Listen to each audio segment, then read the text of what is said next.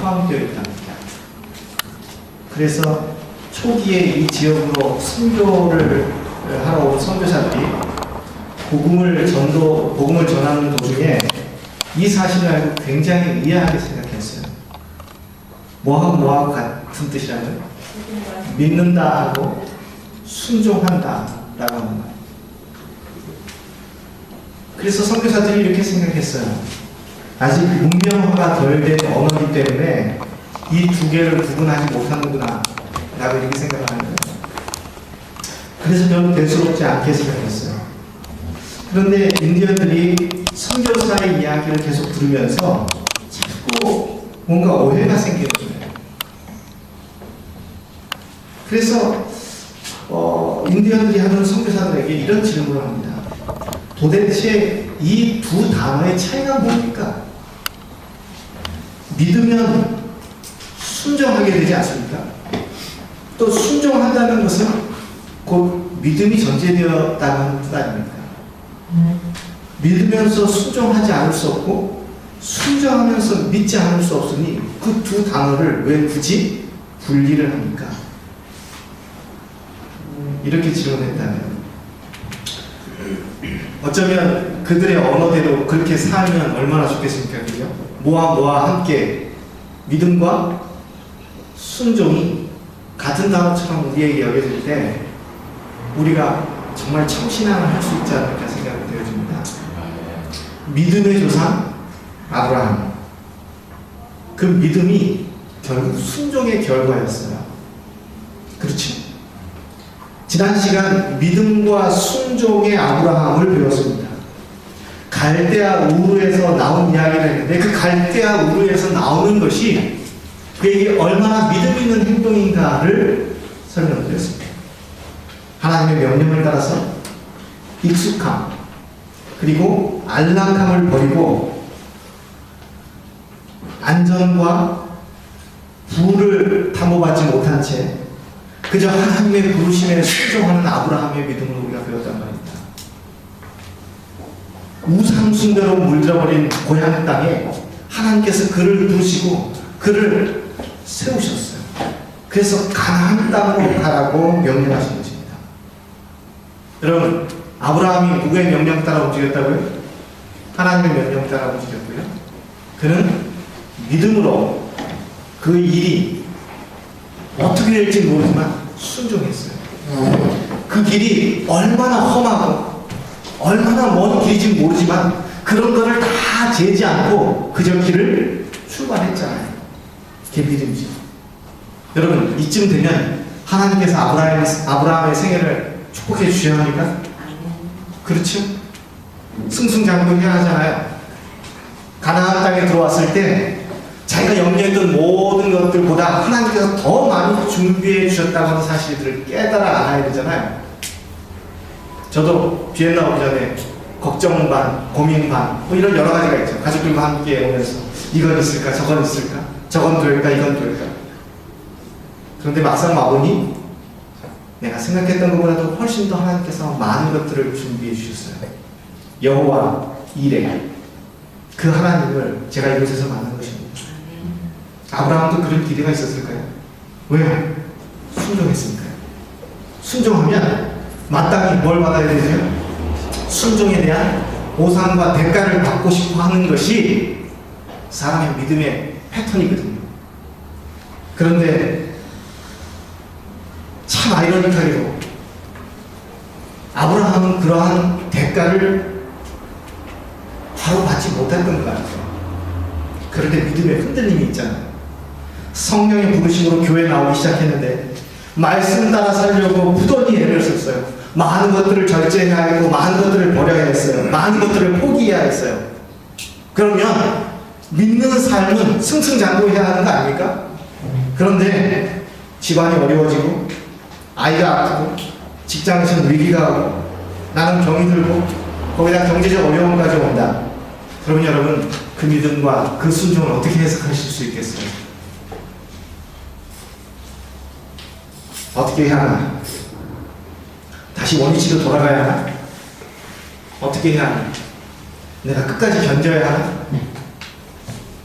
이 부르심이 하나님의 부르심이 한 건가? 이 부르심의 주체가 바로 하나님이시고 하나님이 살아계시다면 내가 어떻게 이렇게 될 수가 있지? 이렇게 결론을 내리죠. 여러분의 대답은 뭡니까? 믿음과 순종의 결과를 무엇라고 생각하시는 거예요? 아브라함의 경우 아브라함이 가지고 있던 모든 것을 버리고 가나안 땅에 정착했는데 가나안 땅에도 좋은 땅들이 있단 말입니다. 그죠? 아름다운 성들이 있어요. 그래서 그러한 성들을 하나 비워두시고 아브라함이 와서 살 수 있도록 해주셔도 됐을 법했죠. 그런데 아브라함이 가나안 땅에 딱 들어와서 성경을 읽어보면 세겜에서 네겝 사막까지 내려오는 길에 그는 아브라함이 가나안의 외곽을 돌고 있다고 하는 사실을 지도로서 확인할 수가 있습니다. 다시 말하면 가장 좋은 땅, 가장 탐내고 싶은, 가지고 싶은 땅들과 안전함, 안락함들을 다 돌려서 아브라함을 가나안 외곽으로 돌리고 있는 것 같은 느낌이 들어요. 근데 참 놀랍게도 저는 성경을 읽으면서 아브라함의 믿음을 봤어요. 뭔가 하면 그는 아직 가나안의 중심부에 들어가거나 가나안 사람들과 접촉을 하거나 가나안 사람들과 사이좋게 지내서 교류를 하는 일도 없는데 그가 가는 곳, 다시 말하면 사막에서 무슨 상수리 나무 아래 밑에서 거기서 제일 먼저 한 것이 여호와께 제단을 쌓고 여호와의 이름을 부르더니 이 말이 나와요. 아직 약속의 보상을 못 받고 아직 자신의 대가 이어지지 않았고 아직 터를 잡지 못했고 아직 안전한 성에 정착하지 못했음에도 불구하고 그가 있는 곳에서 여호와께 제단을 쌓고 여호와의 이름을 부르더니 라고 하는 말이 반복되는 것이죠. 아멘이에요? 아멘. 우리도 그래야 돼요. 신앙이라는 것이 약속을 했어요. 약속의 보상을 아직 받지 못했어요. 그럼에도 불구하고 누구의 이름을 불러요? 여호와의 이름을 부를 줄 아느시나. 그 신앙이 바로 아브라함의 신앙이었어요. 아브라함이 몇 살입니까 지금? 모르죠. 하여튼 갈대아 우르에서 나와서 그죠? 하란에서 다시 가나안 땅에 들어왔을 때 그의 나이가 75세였어요. 그렇죠? 그리고 아브라함이 몇 세의 아들을 낳았죠?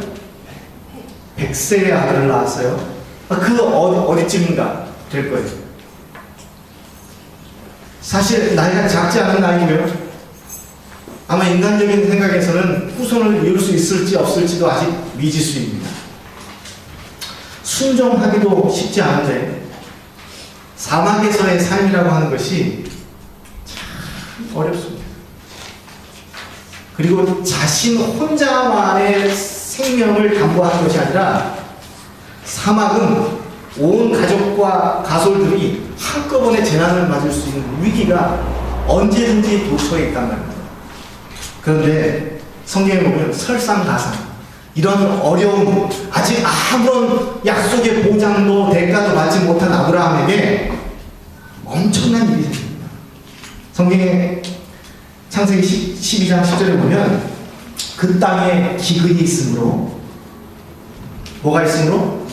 기근이 있으므로 아브라함이 애굽에 우거하려 하여 그리로 내려갔습니다 라고 하는 말이 나와요. 아브라함이 지금 어디에서 어디로 내려가는 거죠? 가나안에서 애굽으로. 아직 어려운 중인데 또 다른 어려움이 밀려오는 거죠. 아브라함이 영적인 한계점, 육적인 한계점, 정신적, 정서적인 한계점이 있는데 그 한계점 내에서는 마치 그 사람이 신앙인 같아요. 그 한계점 내에서는 여전히 신앙을 붙들고 있는 것 같단 말이에요. 그런데 그 한계점이 딱 지나면 어떻게 됩니까? 참 신앙을 하기가 어려울 때가 있어요. 이제까지 지켜온 신앙이 뭔가 할 때가 있단 말입니다. 그것이 인계점, 인간의 한계점에 부딪힌 아브라함에게서 잘 나오는 것입니다. 어떤 사람이 경제적인 어려움에 빠졌단 말입니다. 그 빚을 감당하기 위해서 무진 애를 써봤어요. 그런데 애를 써보면 써볼수록 결국 빚이 점점 늘어나요. 그래서 자기가 감당할 수 있는 한계점에 딱 다다르자 자포자기 상태가 되고요. 이런 상황에서 사람은 이성적인 판단을 할 수가 없죠. 한마디 될 대로 되라. 이 한마디를 내뱉을 거예요. 민족의 약속도 부귀 영화도 정착할 땅도 없이 이제는 굶어 죽을 판입니다. 여러분, 아브라함이 하나님의 명령을 받아서 비옥한 갈대아 우르에서 나와서 가나안 땅에서 먹을 것이 없어서 굶어 죽고 거기서 끝날까요? 우리가 생각할 때 그렇지 않겠죠. 왜요? 하나님께서 약속하셨으니까. 천지와 만물을 지으신 이가 아브라함에게 너의 자손이 저 별처럼 바다의 모래처럼 무수히 많겠다고 약속을 해주셨음에도 불구하고 그가 여태까지 시련들을 거치면서 계속 아브라함이 하나님의 이름을 부르고 제단을 쌓았는데 이제 기근이 들어서 한계점에 부딪히는 거란 말입니다. 그리고 난 다음에 이제 굶어 죽을 판이에요. 더 기다려야 될까요? 돌아가야 됩니까? 여러분 같으면 어떻게 하겠어요? 이러한 신앙에서 어떤 판단을 내려야 하죠? 우리는 쉽게 아브라함이 기다려야 된다고 생각하지만 그것은 결과론적인 이야기예요. 우리는 다 아니까요. 근데 막상 그것이 나의 삶이 되어버리면 참 견디기가 어려워요. 약속이고 뭐고 이것은 내일이 됐을 때에는 참 고난의 한계가 오잖아요. 그리고 또 고난이 오잖아요. 고난이 연습됩니까? 연습이 안 돼요. 매번 고통스러워. 그러면 사람이 자포자기 하게 된다는 거예요. 한계가 온다는 거예요. 믿음에도 한계점 안에는 다 열심히 믿고 잘 사는 것 같은 느낌이 들어요. 그러나 그 한계점을 어느 순간 넘어버리면 이성의 판단이 서지 않아요. 이제까지 그의 삶의 목표는 가나안이었는데 그래서 그 평생의 가나안을 이루기 위해서 어려운 선택을 했는데 이제 그는 기근 때문에 참 희한한 선택을 합니다. 애국으로 내려가겠다는 거예요. 말이 됩니까? 잘 사는 곳에서 못 사는 곳으로 나와서 다시 못 사는 곳에서 좀 고생을 해보니까 어디로 가고 싶다고요? 풍요로운 땅으로 가고 싶다. 그래도 믿음 있는 행동인 것은 뭐 때문에 그래요? 그가 우르 땅으로 돌아가지는 않은 것이 참 다행입니다. 어디로 간다고 해요? 애국으로 간다는 것입니다. 당시 애국은 당대의 최고의 문물과 풍요의 상징이었죠. 그래서 비옥한 삼각주, 풍요의 원천이었고요. 재난나도 같은 기근 속에서 아브라함을 구출할 수 있는 유일한 희망이었던 것 같습니다. 여러분, 아브라함이 애굽에 내려가는 일 말고 그 일을 해결할 수 있는 다른 방법은 없었을까요? 신앙인에게는 참으로 견디기 힘들게 하는 그 무엇이 있는데 그것이 뭔가 하면 내가 과연 하나님의 은혜 아래 있는가? 하나님께서 나의 기도를 여전히 들으시는가? 그것이 의심이 되기 시작하면요, 걷잡을 수 없이 신앙이 무너지기 시작해요. 여러분도 마찬가지예요. 이제까지 과거에 하나님께서 이루신 일들, 과거에 하나님께서 나를 선택하시고 은혜를 주셨던 일들이 몇 가지의 시험을 거치고 나면 하루아침에 물거품이 되는 순간을 만나게 된단 말이에요. 신앙의 위기가 온다니까요. 저 사람이 어떻게 저런 말을 할 수 있을까? 평생을 신앙을 위해서 몸 바쳐온 사람이 마지막 순간에 어떻게 하나님이 없다고 저렇게 돌아가실 수 있을까? 아무리 고통스럽지만 그렇게 할 수는 없지 않을까? 그런데요, 아브라함을 보면 그것도 가능한 것 같아요. 더 이상 버틸 수가 없는 거죠. 지치고 피곤한 모습, 75세가 넘은 아브라함에게서 발견할 수가 있습니다. 그런데 여러분, 대답은 뻔하지 않습니까? 그럼에도 불구하고 신앙은 마지막이라고 여겨지는 순간까지도 하나님께 모든 것을 맡길 수 있어야 하는 것입니다. 그것이 믿음이랍니다. 지금 아브라함은 그걸 배우고 있는 과정 같아요. 잠깐도 잠들지 않고 깨어서 눈을 부릅뜨고 지켜야 하는 책임을 맡은 사람이 파수꾼이라잖아요. 그런데 하나님께서는 우리의 신앙의 상태를 파수꾼에 비교했거든요. 너희의 경성함이 한순간에도 무너질 수 있으니 눈을 부릅뜨고 지키고 자신의 신앙을 지키기 위해서 노력하지 않으면 신앙이 한순간에 곤두박질 치는 것입니다. 아브라함이 왜 이런 선택을 했을까요? 두려움 때문입니다. 이 두려움은 왜 생긴 겁니까? 염려 때문이죠. 고난이 가득 찼어요. 그래서 이제 희한한 일들을 그에게 겪는데요. 여러분, 아브라함의 인문됨을 좋아하십니까? 이거는 저기 김광일 집사님이 들으시면 깜짝 놀랄 일이죠. 저희 집은 가능할 수 있을런지는 모르겠지만 정경열 집사님에도 가능할지 잘 모르겠어요. 예, 이장근 집사님은 꿈도 꾸지 마십시오. 애굽으로 내려가는 아브라함이 성경을 읽으면서 굉장히 이해가 안 가는 게 있어요. 걱정을 해요. 뭘 걱정해요? 자신의 부인이 누구예요? 사라죠. 아직은 사례예요. 사례가 너무 예뻐서 걱정이 되기 시작했어요. 그런 남편들이 있어요? 저는 그런 남편 중에 하나입니다. 자신의 부인이 너무 예뻐서 걱정인데 애굽으로 내려가면 애굽의 사람들이 자신의 부인의 아름다움을 보고 누구를 해야 할까봐요? 자기가 죽을까봐. 다시 말하면 우리 부인이 상해를 입을까봐 아니면 어떤 위험에 처할까봐 걱정한 게 아니라 부인은 신경 안 써요. 지금요. 부인은 관계없어. 누가 죽을까봐요? 내가 죽을까봐 부인의 아름다움이 걱정되기 시작했어요. 성경에 보면 그가 애굽에 가까이 이를 때에 그 안에 사례더러 이렇게 얘기를 합니다. 나 알기에 그대는 아리따운 여인이라. 여기까지는 참 좋은 것 같죠? 애굽 사람들이 그대를 볼 때 이르기를 이는 그의 아내라 하고 나를 죽이고 그대는 살리리라 이렇게 얘기를 했단 말이에요. 이런 남자하고 결혼하지 마십시오. 처녀들. 예. 가나안에 들어올 때 아브라함이 동일한 어려움이 있었잖아요. 다시 말하면 지금 이런 일이 발생이 됐어요, 안 됐어요? 아직 안 됐어요. 그런데 애굽에 들어갔을 때 애굽 사람들이 자신의 부인의 아름다움을 보고 자신을 해할까봐 자신의 부인을 뭐라고 부르기로 약속한 거예요, 둘이? 누이로 부르기로 약속을 하고 들어가자는 거예요. 순수하게 이기적인 마음이에요. 믿음의 선조에 이래서 어떻게 감히 자신의 부인에게 이렇게 이야기가 나올까? 뭐 때문에요? 지금 그를 두려움에 차있어요. 그는 지금 정상적인 이성적인 판단을 할 수가 없어요.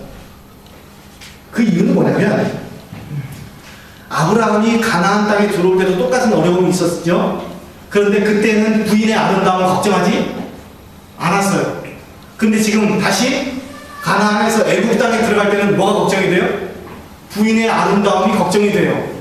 자, 가나안 땅에 들어올 때 부인이 더 아름다웠을까요? 가나안 땅에서 지금 기근이 들어서 고생을 했던 부인이 애굽 땅에 들어갔을 때가 더 아름다웠을까요? 전자겠죠, 그죠? 살이 빠지면 낫나요? 아니, 저는 이걸 이해하려고 해도 이해가 안 되는 게 지금 하란을 떠날 때 아브라함의 나이가 몇 살이었어요? 75세요. 그리고 아브라함하고 그의 아내 사레하고 나이 차이가 몇 살 차이입니까? 10살 차이. 그러면 아브라함의 아내인 사레의 현재 나이는요? 최소로 65세 이상이에요. 이미 좀 살았잖아요, 가나안에서. 아마 70세쯤 됐을 수도 있어요. 그런데 70세의 할머니가 너무 아름다워서 너무 아름다워서 애굽 사람, 특별히 애굽의 왕인 바로가 누구에게 반해요? 70세의 할머니한테 반해서 결혼을 하자고 하는데 이 사람이 남편이 있어요. 근데 남편은 몇 세요? 아마 한 80세쯤 됐을지 모르겠죠? 그래서 남편을 해하고 그 여인을 빼앗을까봐 아브라함이 걱정을 하는 거예요, 지금. 저는 하늘에 가면 사라가 얼마나 예쁜지 꼭 보려고 합니다. 진짜 예뻤을 거예요, 그죠? 잘 모르겠어요. 진짜 예뻤을 거예요. 근데 더 웃긴 얘기는 조금 더 시간이 흐르고 창세기가 조금 더 흘러가면 이런 일이 또 한 번 반복되잖아요.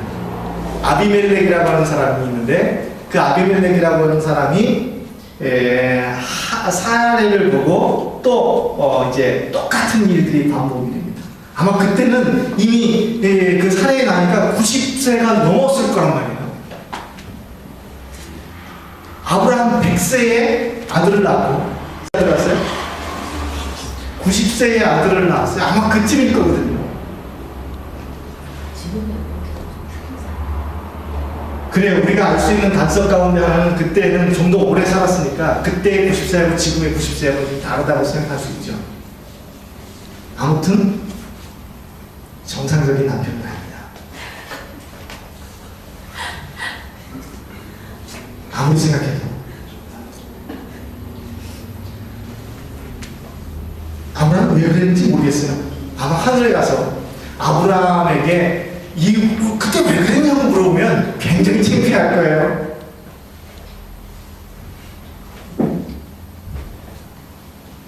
처음에 가나안 땅을 들어왔을 때 그가 하지 않았던 걱정은 그는 이제 애굽 땅에 들어갈 때 하기 시작하고요.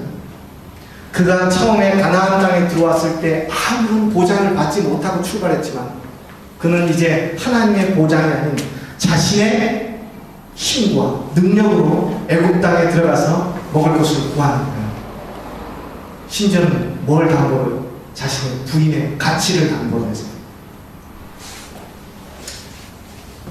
그리 아니하실지라도 라고 하는 신앙이 우리한테 없으면 우리는 현재의 두려움에 빠져서 과거의 하나님을 잊어버리고 현재의 두려움에 빠져서 미래의 하나님도 잊어버리는 그러한 물을 범할 때가 참으로 많은 것입니다. 두려움은 전적으로 실패와 좌절감에서 된 것이고 이 실패와 좌절감은 임계점에 닿은 사람들이 느낄 수 있는 신앙적인 고민이고요. 그러한 사람들은 이성적인 판단을 하지 못하고 하나님이 마치 없는 것처럼 행동을 하기 시작하는 거예요. 그가 아무리 과거에 믿음이 있게 출발했을지라도 순간적으로 하나님께서 주신 약속을 매번 받지 않으면 과거의 믿음이 아무것도 아니라고 하는 사실을 아브라함을 통해서도 알 수 있는 것입니다. 믿음으로 출발했죠? 믿음으로 완성해야 하는데 인간적으로 완성하려고 하잖아요. 광화문 일대를 한 치 앞도 못 보도록 뒤덮는 안개, 그것을 물방울을 다 모아가지고 컵에 담으면 딱 한 컵이 된답니다. 신앙에도 마찬가지예요. 한 치 앞도 안 보이는 안개 같은 그러한 삶을 살아가지만 결국 하나님께서 그걸 다 모으시면 아마 하나님께는 한 컵도 되지 않을 것입니다. 그런데 사람이 그것을 모르면, 아니 임계점에 부딪혀서 하나님이 없다고 생각하는 순간 그 모든 일들을 걱정하기 시작하고 염려하기 시작하면서 하나님 안에 물방울이 흩어지기 시작하면서 한 치 앞도 모르는 그런 상황이 되고 마는 것입니다. 이뤄지지 않는 일, 가상의 공포, 가상의 두려움에 사로잡힌 사람들이 느끼는 그러한 느낌이 아닐까 생각이 됩니다. 말을 하면 그렇게 되나요?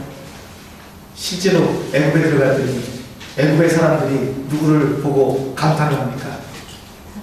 사라를 보고 감탄을 했어요. 그리고 묻죠. 저 여자는 참 아리따운데 소속이 어떻게 되시는지. 아브라함이 뭐라 그래요?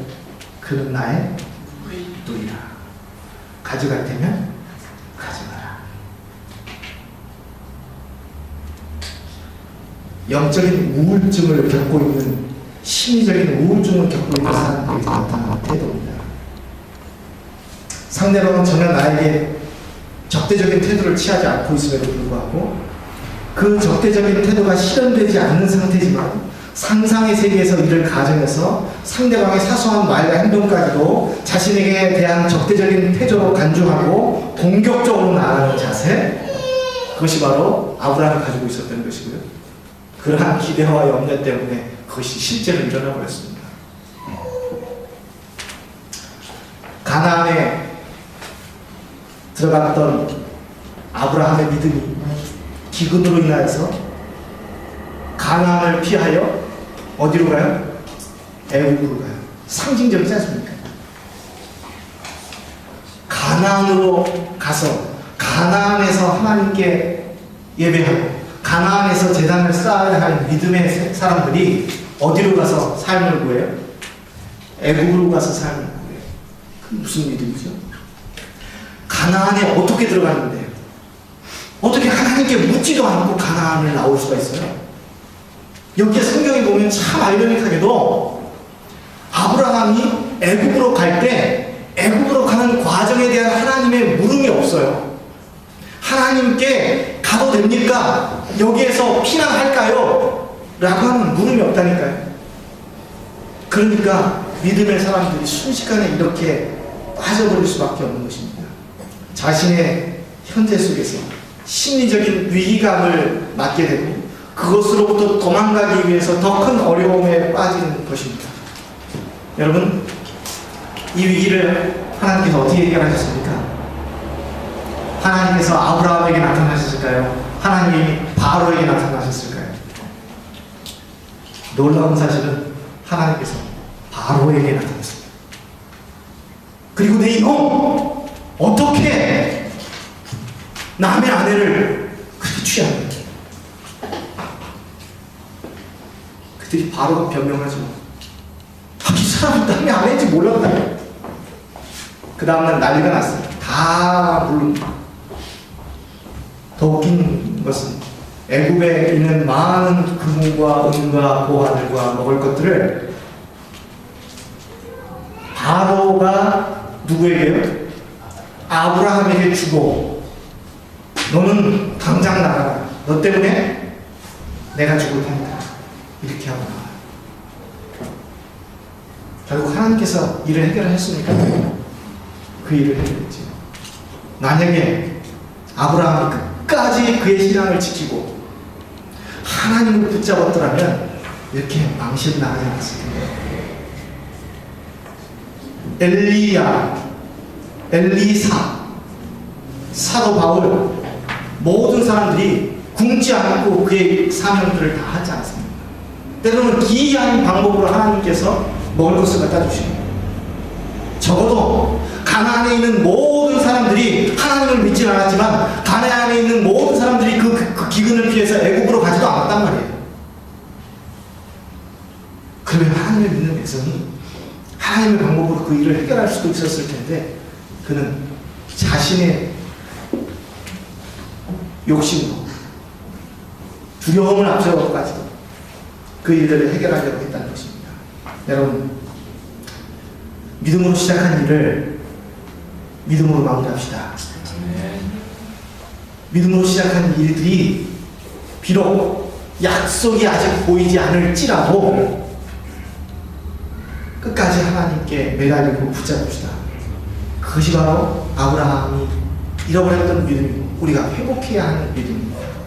과거의 신앙과 과거의 믿음에 살지 말고 현재 매 순간순간 하나님 안에서 교제를 하고 살아가야 이러한 위기에 대해 현명한 판단을 할 수 있다는 겁니다. 임계점에 부딪혔을 때라도 하나님을 믿고 의지할 수 있는 믿음이 그에게 생기는 것입니다. 한 목수가 일을 하다가 애지중지하던 자신의 손목시계를 떨어뜨렸어요. 그런데 하필 톱밥을 이렇게 쌓아놨는데 그 톱밥 더미 밑으로 떨어진 거예요. 수북히 쌓아놓은 톱밥을 헤쳐보았지만 아니 금방 떨어진 시계를 찾을 수가 없는 거예요. 그래서 동료 목수들에게 와서 자신의 시계를 좀 톱밥더미에서 찾아달라고 얘기를 했어요. 많은 사람들이 막 이야기하면서 찾아요. 그런데 등불을 들고 찾아도 톱밥더미에서 도통 자신의 시계를 찾을 수가 없었던 것입니다. 어느 정도 찾다가 밥을 먹으러 갑니다. 그런데 그 모습을 지켜보던 목수의 손자가 작업장 안으로 들어갔는데, 그리고 얼마 있다가 바로 잃어버렸던 손목시계를 톱밥더미에서 찾게 됩니다. 얘야, 이 시계를 어떻게 찾았니? 어떻게 찾았을까요? 그러자 손자가 이렇게 얘기합니다. 조용히 바닥에 앉아있을 뿐인데요, 그때 갑자기 째깍째깍 하는 소리가 들렸어요. 그리고 그 소리 때문에 이 시계를 찾을 수가 있었습니다. 조용히 앉아있으면 뭐가 들려요? 째깍째깍 하는 그 세미한 소리가 들리는데, 내가 어떻게 한번 해결해 보려고 그것을 찾으려고 시끄럽게 떠들고 막 휘젓고 다니면 뭐가 안 들려요? 째깍째깍 소리를 듣지 못하고 자신의 방법대로 그냥 다 흩어놓는 거죠. 위기 때 여러분들이 가지고 있는 신앙이 맞는가 안 맞는가를 판단하기 전에, 그리고 내가 이 문제를 스스로 해결하리라 라고 생각하기 전에 먼저 조용히 앉아서 째깍째깍 소리를 들으셔야 합니다. 거기에서 나오는 음성들을 들을 때 그 문제를 근본적으로 해결할 수가 있는 거예요. 그것이 기근이든 그것이 무엇이든 하나님께서는 문제를 만난 사람들이 하나님을 찾아와 하나님의 음성을 듣기를 바라시는 것입니다. 하나님께서 사명을 주시고 하나님께서 약속을 주시고 하나님께서 그 일을 이루시겠다는 거죠. 아브라함의 삶은 그러한 삶의 연속이에요. 약속을 받고 약속이 아직 이루어지지 않았는데 그 약속을 기다리는 것, 기다릴 줄 아는 것, 그런 것을 우리에게 가르쳐주지 않아요. 오늘 그 첫 번째 시작이 바로 이것입니다. 사막 한가운데서 기근을 만났더라도 조용히 무릎 꿇고 앉아 하나님의 음성을 듣게 되시는, 그래서 그 믿음을 완성하시는 저와 여러분 되시길 간절히 바라면서 말씀을 마치겠습니다. 우리 함께 찬양하시죠. 오늘 나가는 두 손 들고 찬양합니다.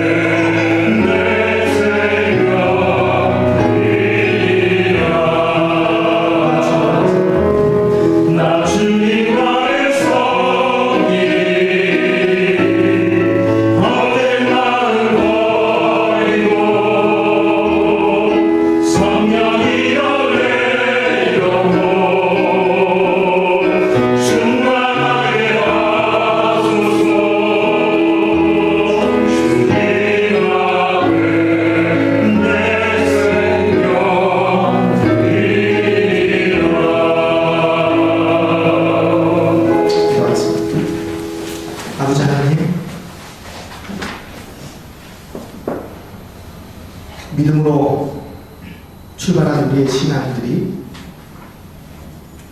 인간의 고난과 영적인 한계점에 도달했을 때라도 하나님의 방법으로 그 일을 맞출 수 있도록 믿음을 허락하여 주시옵소서. 우리가 이 세상을 살아가면서 하나님을 선택했고 하나님께서 우리를 이끄신다고 확신하며 이 길을 걸어가고 있습니다. 때로 문제를 만날 때 두려움 먼저 앞서고, 때로 문제를 만날 때에 그 일들을 내 방식과 세상의 방식대로 애굽에 가서 해결할 수 있도록 우리가 얼마나 많이 고민하고 연구합니까? 주님, 가나안의 문제를 애굽으로 가져가지 않고 가나안에서 하나님과 해결할 수 있도록 믿음을 허락하여 주시고, 믿음의 신실함을 간직하고 지킬 수 있도록 하나님 함께하여 주시옵소서. 주님, 기도하옵기는 이 교회가 부흥되기를 원하고 우리 각자의 심령들이 하나님을 만나기를 원합니다. 매 순간순간마다 역사하여 주시고 하나님께서 가정마다 필요한 것들을 허락하여 주시되 궁핍하지 않도록 하여 주시며 힘을 얻도록 하여 주시옵소서. 하나님과 동행하는 삶을 살아가도록 하여 주시고, 아직 약속이 이루어지지 않을 때라도 믿고 따라가는 믿음도 허락하여 주시옵소서. 예수 그리스도의 이름으로 기도하옵나이다.